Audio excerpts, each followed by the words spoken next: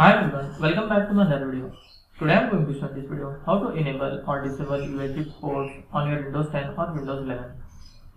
So before going to start the video, if you are not subscribed my channel, please subscribe. So let's start the video. Guys, if you want to enable or disable your computer or laptop USB ports, then I will show you how to do this. In this you can see a start menu. You have to just right click on that, then click on device manager. You can see a device manager, click on this. After that, you will find all your laptop or desktop drivers here. And last, you will find universal serial bus controllers.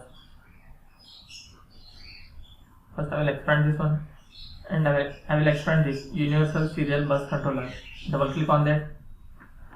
Here you can see USB root hub and USB root hub 3.0. This is my USB ports. Just right click on that, then click on disable. If I click on disable, then my USB ports will be disabled. Click on yes.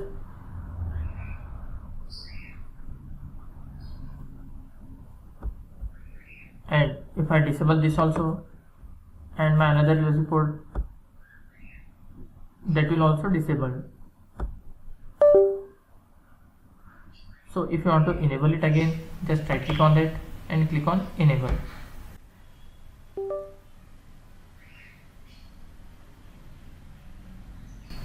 That's it guys. So in this way you can enable or disable USB port on your Windows 10 or Windows 11. Thanks for watching. Hope it's a like this video. Please like, share and don't forget to subscribe.